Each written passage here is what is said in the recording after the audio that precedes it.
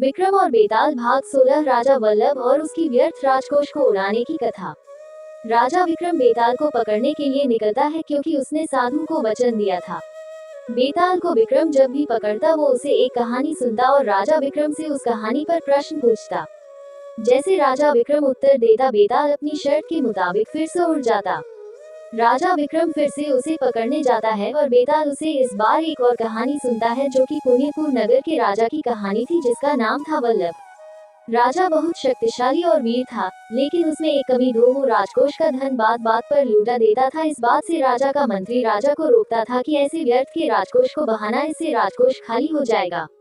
लेकिन राजा मंत्री की बात को नकार देता था। राजा अपना नया महल बनाने की बात करता है तो मंत्री उन्हें समझाता है, लेकिन राजा उसकी फिर भी नहीं सुनता। मंत्री इस बात से परेशान था तो वह अपनी पत्नी से कहता है कि यदि मेरे मंत्री होते हुए राजकोष पर संकट आया तो यह उसकी गलती होगी। वह राजपद छोड़ने की बात करता है तो उसकी पत्नी उसे कहती है कि आप कुछ दिन का राजमहल से अवकाश लेकर तीर्थ यात्रा पर क्यों नहीं चलते हैं। मंत्री उसकी बात मान लेता है और दोनों यात्रा पर निकल पड़ते हैं।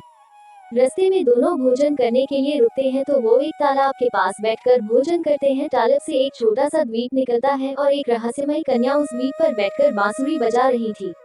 ये देखकर मंत्री राजा को ये बात सूचित करने के लिए जाता है। राजा ये बात सुनकर उस कन्या को देखने के लिए अकेले चला जाता है। राजा उस कन्या तक पहुंच जाता है। राजा कन्या से उसके बारे में पूछता है तो वह बताती है कि वो गंधर्व कन्या है और उसके पिता गंधर्व राजा है। उसके पिता उसकी शादी जिससे करना चाहते थे वह मुझे पसंद नहीं था, इसलिए मेरे पिता ने मुझे इस जादुई द्वीप पर भेज एक राक्षस को भेंट करने के लिए भेज दिया।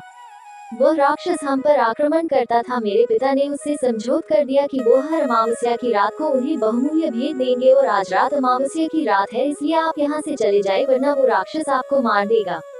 राजा गंधर्व कन्या को सुरक्षा प्रदान करता है और उसे उस राक्षस से बचाने का वादा करता है। गंधर्व कन्या राजा को कहती है कि यदि वो उसे उस राक्षस से बचा लेगा तो वह शेष जीवन उसके साथ रहेगी। राक्षस वहां आ जाता है, दोनों में लड़ाई शुरू हो जाती है। राजा को मारने के लिए पत्थर उठता है तो तभी मंत्री अपने सैनिकों के साथ आकर उस राक्षस को तीरों से मार देता है। राजा मंत्री की सूझबूझ से खुश हो जाता है।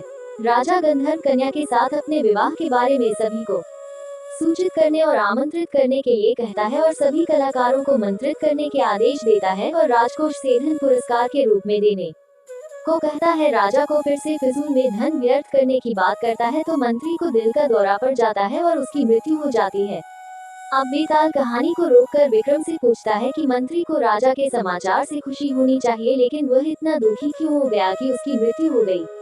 राजा विक्रम बेताल को बताता है कि मंत्री इस चिंता में दुखी हो गया कि राजकोष में इतना धन नहीं है जितना राजा विवाह पर लगाना चाहता था और राजा की आज्ञा नहीं मानता तो राजा का अपमान हो जाता और यदि उनकी इच्छा पूरी नहीं होती तो राजा का सम्मान घाटता, इसलिए दुख में उसके प्राण चले गए।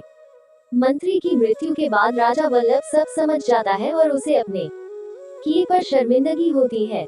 राजा विक्रम का उत्तर सुन बेताल फिर से उड़ जाता है और अपने पेड़ पर जाकर लटक जाता है। सब्सक्राइब, लाइक, शेयर जोशीमयांकम 69।